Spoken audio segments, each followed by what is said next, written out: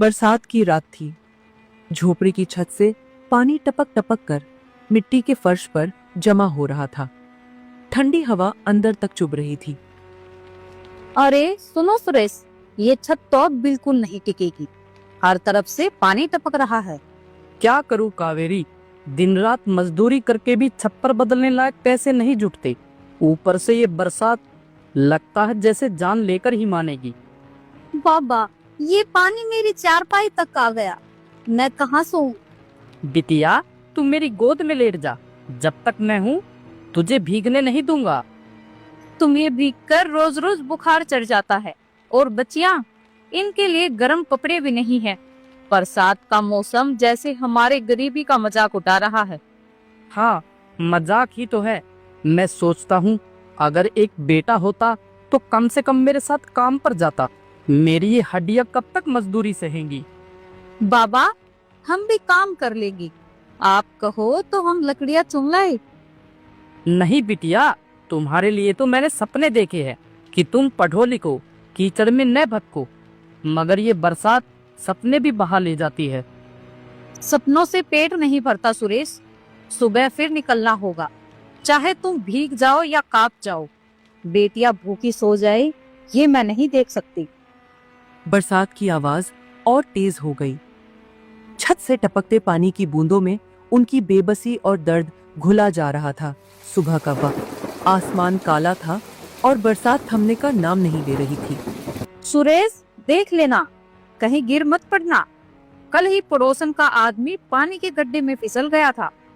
क्या करूं कावेरी, भूख किसी हादसे से बड़ी है। अगर आज मजदूरी न की तो बच्चियां रात को क्या खाएंगी। बाबा, जल्दी लौट आना, रात को फिर पानी टपकने लगेगा। बाबा, जाते जाते एक लकड़ी का टुकड़ा भी ले आना, कल भी चूल्हा नहीं जल पाया। ठीक है बिटिया, तुम्हारे लिए लकड़ी भी लाऊंगा और रोटी भी। बस दुआ करना कि मालिक काम पर रख ले।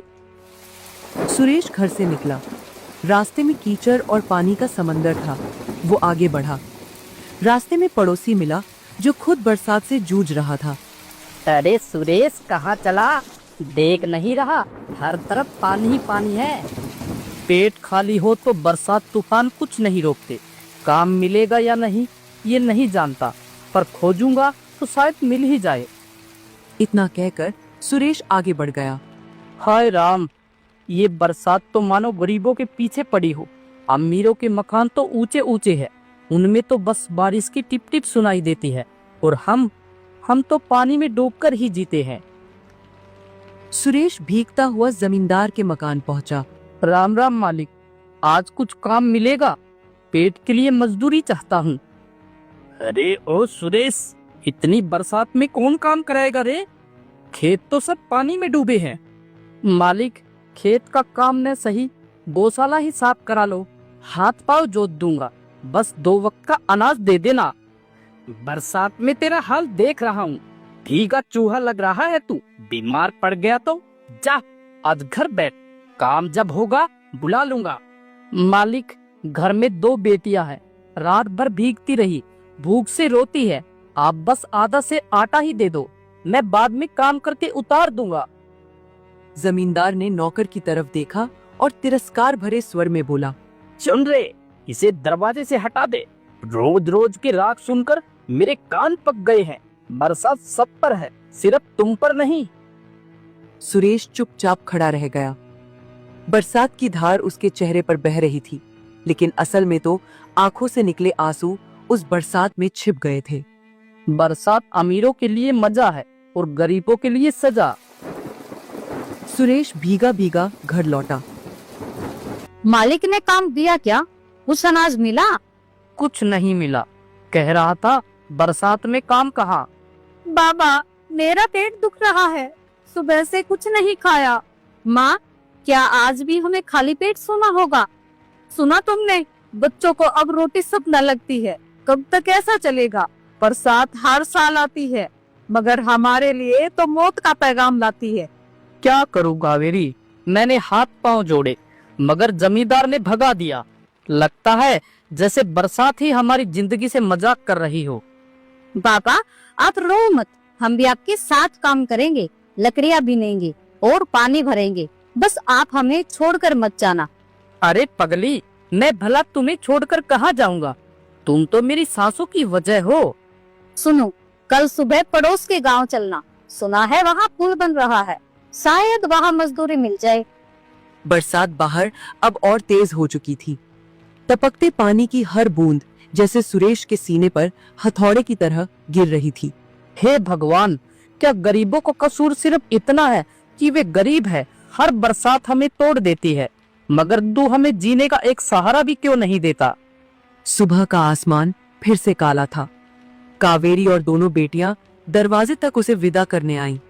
सुरेश, आज तो कुछ काम मिल जाए, वरना बच्चों की हालत देख मेरा कलेजा फट जाएगा। बाबा, जल्दी लौट आना, भूख लग रही है। बाबा, आज तुम रोटी जरूर लाना। हाँ बिटिया, आज खाली हाथ नहीं आऊंगा, चाहे बारिश में मुझे कितना भी भीगना पड़े। सुरेश कीचड़ से भरे रास्तों को पार करता हुआ पड़ोस के गांव पहुंचा। वहां पुल का काम चल रहा था।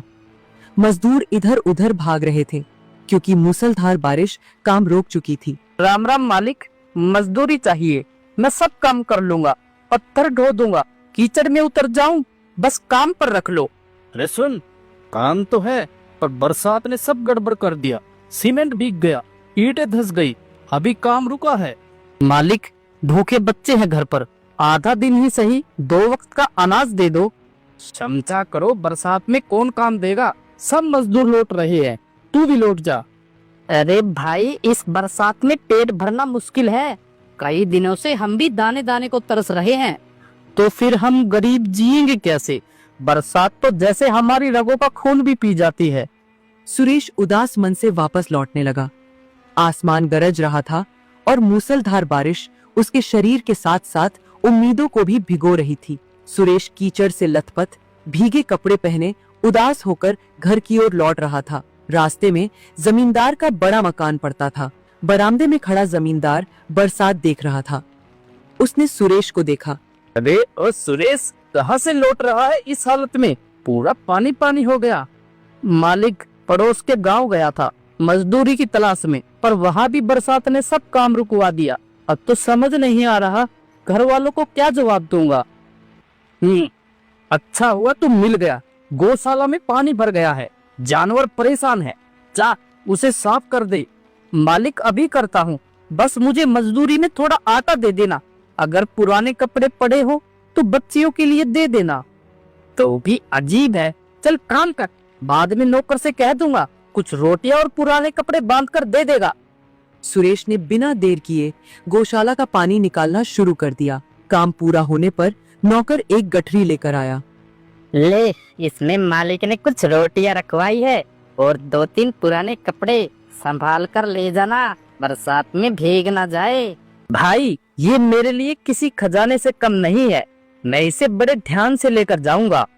वो गठरी सिर पर रखे भीगे रास्तों से गुजरता हुआ तेज कदमों से घर पहुंचा। बाबा, क्या लाए? अरे वाह, कपड़े और रोटियां भी। सुरेश, तू तो भगवान बनकर लौटा है आज।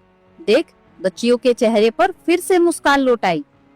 नहीं कावेरी, भगवान तो नहीं, पर शायद बरसात की मार के बीच आज थोड़ी राहत मिल गई है।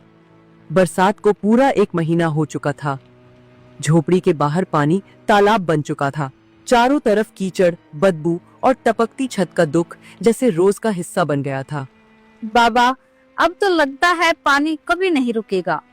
सारा आंगन कीचड़ से भर गया है, मैं तो खेल भी नहीं पाती। हाँ बेटा, ये बरसात तो जैसे हमें निगलने आई है। सुनो सुरेश, मुझे तुमसे एक बात कहनी है। क्या हुआ कावेरी, तुम पिछले कुछ दिनों से बहुत उदास हो। मैं गर्भवती हूँ। सुरेश कुछ पल के लिए बिल्कुल स्तब्ध रह गया। बाहर तेज बारिश की बौछारें मानो उसकी धड़कनों की तरह और तेज हो गईं। क्या सच कह रही हो? ये तो बड़ी खबर है, मगर इस बरसात, इस गरीबी में हम एक और बच्चा कैसे पालेंगे? मुझे खुद समझ नहीं आ रहा, लेकिन पेट की जिम्मेदारी अब हमारी है। मैं डर रही हूँ सुरेश, न खाने को ठीक से अनाज है, न पहनने को ढंग का कपड़ा, ऊपर से ये बरसात। डर मत कावेरी, चाहे बरसात 1 साल भी क्यों न चले, मैं पेट पर पत्थर बांध लूंगा, पर अपने बच्चों को कभी भूखा नहीं रहने दूंगा। माँ, तो अब हमारे घर में एक और छोटा सा बच्चा आएगा। हाँ, मैं उसे अपनी गोद में खिलाऊंगी। हाँ बिटिया, आएगा, पर भगवान करे इस बरसात से पहले हमारी हालत कुछ संभल जाए। हे भगवान, तूने हमें एक नई जिम्मेदारी दी है, अब तो थोड़ा रहम कर और इस बरसात को थाम ले। बरसात अभी भी थमी नहीं थी। लगातार महीनों से पानी, कीचड़ और टपकती छत के बीच ही उनका जीवन बीत रहा था। तभी एक रात कावेरी की तबीयत अचानक बिगड़ने लगी। सुरेश, मुझे बहुत दर्द हो रहा है, शायद समय आ गया। क्या कह रही हो कावेरी? अभी तो बाहर भी मूसलाधार बरसात हो रही है, मैं दाई को कैसे लाऊंगा? सुरेश ने हिम्मत जुटाई। बरसात के बीच कीचड़ से भरे रास्ते पर दौड़ पड़ा। थोड़ी देर बाद वो गांव की बूढ़ी दाई को लेकर लौटा। अरे राम राम राम, ये कैसी हालत है? घर में हर तरफ पानी टपक रहा है। इस हालत में बच्चा जन्माना बहुत मुश्किल है। अम्मा, तो बस मेरी कावेरी और होने वाले बच्चे को बचा ले। सुरेश, अगर मुझे कुछ हो गया तो बच्चियों को संभाल लेना। चुप रह कावेरी, कुछ नहीं होगा तुझे, और हमारा बेटा जरूर आएगा जो इस बरसात के अंधेरे की रोशनी बनेगा। झोपड़ी के भीतर कावेरी की चीखें गूंज रही थी। दाई ने सुरेश को हड़बड़ाकर कहा, सुरेश, अब ये मेरे बस की बात नहीं है, तुरंत इसे अस्पताल ले जा, वरना देर हो जाएगी। अस्पताल? लेकिन ये बरसात, ये पानी से भरे रास्ते, अम्मा मैं कैसे लेकर जाऊंगा? सोचने का समय नहीं है, बच्चा उलझा हुआ है। अगर अभी नहीं ले गया तो माँ बच्चे दोनों की जान खतरे में है। सुरेश ने बिना देर किए पड़ोसियों की मदद से कावेरी को एक बैलगाड़ी पर लादा। मूसलधार बरसात में गाड़ी धंसती लड़खड़ाती हुई सरकारी अस्पताल पहुंची। डॉक्टर साहब, मेरी बेबी, इसे बहुत दर्द हो रहा है, जरा देखिए इसे। डॉक्टर ने तुरंत कावेरी को जांचने के लिए अंदर ले जाया। कुछ देर बाद बाहर आकर गंभीर स्वर में बोले, देखिए मामला नाजुक है, बच्चा सामान्य तरीके से नहीं होगा, ऑपरेशन करना पड़ेगा। तो कीजिए ना डॉक्टर साहब, जल्दी कीजिए। देखिए यहाँ सरकारी अस्पताल में ऑपरेशन की मशीनें पूरी नहीं है, रिस्क बड़ा है। आप चाहे तो इसे तुरंत किसी प्राइवेट अस्पताल में ले जाए। प्राइवेट अस्पताल? लेकिन वहाँ तो हजारों रुपए लगेंगे, मेरे पास तो 1 रुपया भी नहीं है डॉक्टर साहब।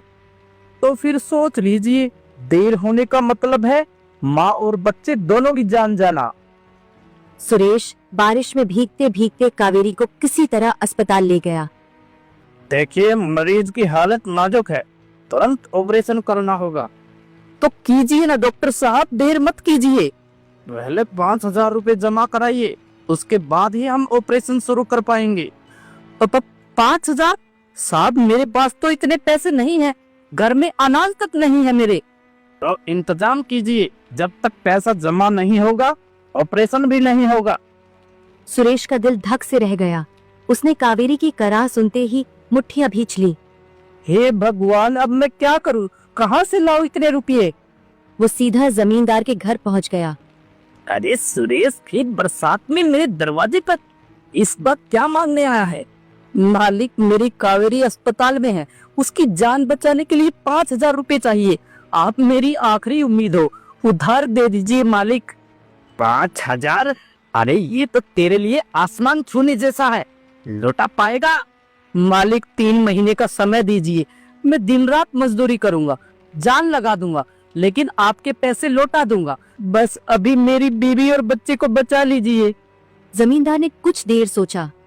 ठीक है, 3 महीने का वक्त है तेरे पास। अगर पैसा न लौटा पाया तो समझ लेना तेरी जमीन, तेरी झोपड़ी सब मेरी होगी। फिर नौकर को अंदर भेजा। नौकर नोटों की गड्डी लेकर आया। धन्यवाद मालिक, भगवान आपको सलामत रखे। आपकी दया का ये कर्ज मैं अपनी जान लगा कर चुकाऊंगा। नोट हाथ में लेकर सुरेश भीगे कदमों से भागा और वापस अस्पताल पहुंचा। लीजिए डॉक्टर साहब, पैसे लीजिए, बस अब मेरी कावेरी और मेरे बच्चे को बचा लीजिए। बधाई हो, बेटा हुआ है। देखो सुरेश, भगवान ने हमारे सुन ली। दोनों बेटे को लेकर घर लौट आए। बरसात अब भी थमने का नाम नहीं ले रही थी। कच्ची झोपड़ी और गीली जमीन पर उनकी खुशियां जैसे नमी में भीग रही थी। इसी तरह 1 महीना बीत जाता है। सुरेश, देखो बच्चे का शरीर पीला पड़ रहा है, रो भी नहीं पा रहा ठीक से। हे भगवान, ये क्या हो गया? दोनों भागते भागते प्राइवेट अस्पताल पहुंचे। देखिए, बच्चे को पीलिया है, तुरंत इलाज शुरू करना होगा। आप 3,000 रुपए जमा करा दीजिए। 3,000? साहब, अभी तो 5,000 के कर्ज में डूबा हूँ। तो इंतजाम कीजिए, वरना हम इलाज शुरू नहीं कर पाएंगे। सुरेश बेचैन हो गया और सीधा जमींदार के घर पहुंच गया। मालिक, दया कीजिए, बच्चा बीमार है, 3,000 रुपए और चाहिए। ओ मूर्ख, पहले का 5,000 लौटाया नहीं, अब फिर से आ गया भीख मांगने। मालिक, इस बार बेटा बीमार है, उसे बचा लीजिए, जैसा भी होगा मैं चुका दूंगा। नहीं, एक पैसा भी नहीं मिलेगा। जा, तेरे बच्चे की किस्मत अगर अच्छी होगी तो वैसे भी बच जाएगा। सुरेश की आंखें भर आईं, भारी कदमों से वापस अस्पताल लौटा। डॉक्टर साहब, मैं पैसे नहीं जुटा पाया, आप बस इलाज शुरू कर दीजिए। देखिए, नियम सबके लिए बराबर है, पैसे के बिना कुछ नहीं हो सकता। सुरेश दुखी मन से कावेरी के पास पहुंचा। देखो सुरेश, हमारा लाल सांस नहीं ले रहा। नहीं नहीं, ऐसा मत कहो कावेरी। लेकिन अब बहुत देर हो चुकी थी। उनका बेटा माँ की गोद में ही दम तोड़ चुका था। बरसात बाहर अब भी लगातार बरस रही थी, मानो आसमान भी उनके दुख में रो रहा हो। कुछ दिन रो रोकर मातम में गुजर गए। एक दिन कावेरी ने कहा, सुनते हो, चलो ये घर बेचकर शहर चलते हैं, जो कुछ पैसा आएगा उससे वही कोई अपना रोजगार खोल लेंगे। मैं भी कोई काम कर लूंगी, कम से कम जिंदा तो रहेंगे। इस तरह तो पैसे के अभाव में एक एक करके हम सब मर जाएंगे। ठीक कहा तुमने कावेरी, सर पर अपनी न सही किराए की छत तो होगी, शरीर पर ठंड से बचने के लिए गर्म कपड़े तो होंगे। यहाँ तो हर दिन बरसात हमें डुबा देगी, अब और नहीं सहा जाता। फिर 2-4 दिन बाद वो लोग अपना घर जमींदार को बेचकर शहर चले गए।